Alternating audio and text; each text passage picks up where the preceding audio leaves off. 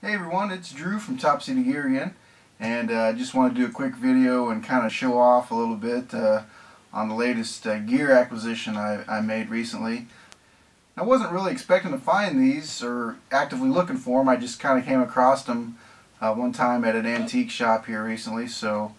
But here they are, a couple of Kukri knives. Take a look here. I think I got a pretty good deal on these. I think I paid 11 something for the small one, and the larger one was about $24, I believe. And you know, they're actually pretty well built. Now, if you've gone through my videos, you may have seen a couple I've got using the K-bar Kukri. Now, obviously, this is a modern knife, and it's very good, and it's definitely well built, but it is actually quite a bit thinner than even this little new one I've got here. Let's see if I can remember. I'm thinking it's about, well, it says 0.15 inches or 3.9 millimeters. So, you know, right around 4 millimeters thick there in the spine.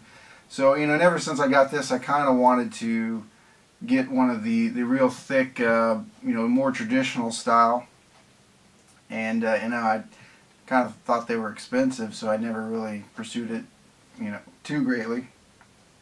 But these ones that I did find here at the antique shop are actually, you know, they seem pretty well made.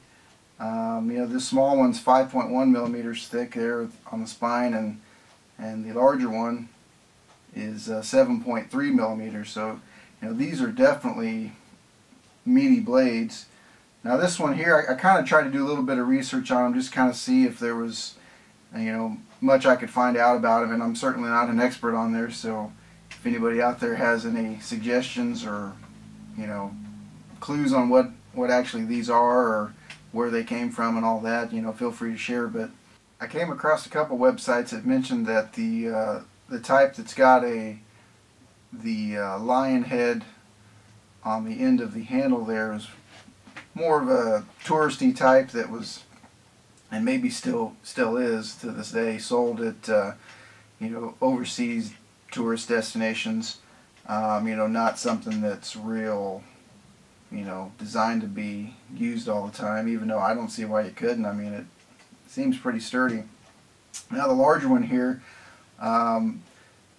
from what I can find, it seems like it might be something possibly that was made in around the World War II era.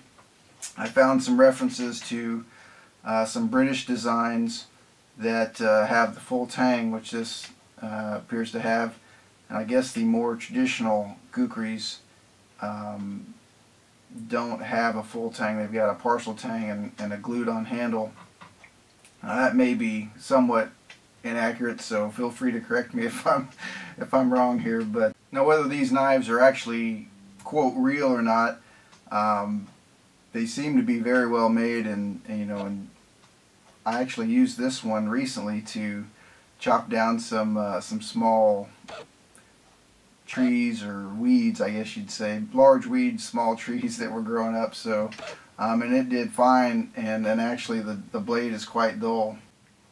And one other thing I thought was interesting about this larger knife was that even though it had the full tang, which could suggest it was a British military type knife, there's absolutely no markings on it that I can see, and it seems like a lot of the British examples I found on the internet had letters and different markings stamped in them. So I thought that was kind of strange. I'm not sure if that has any significance or not. So again, maybe somebody out there seeing this video can help me out with that. Also thought the sheath that came with the larger one was kind of interesting, and at the time I didn't really realize it, but you know, it looks like it's lined with wood on the inside and, you know, wrapped with leather, and I think that's actually kind of a pretty common sheath design on these knives. And one other thing, you can see someone's taken it in and out quite a few times, because you can see where the the blade is dug in through the back of the sheath and has carved a nice little groove on the outside there, so it is a little bit tricky to get it in there sometimes, but you know, they're kind of rough shape, but I'm hoping to go ahead and take them to a local knife guy and get them shined up and sharpened, so let's see how that goes. And now, my friends, here's the big unveiling. I just got the knives back from being professionally sharpened, and not even just sharpened, just polished up a little bit. There's still a little bit of pitting marks on there, and I'll show some close-up pictures of those, but overall it's pretty nice. Most of the rust came off, and also the place that sharpened them for me put a convex edge on them to really make them ready for the apocalypse, so that's pretty sweet. So just let this be a reminder, whenever you're out and about, always keep your eyes peeled. You never know what you'll find. Thanks for watching, and stay prepared.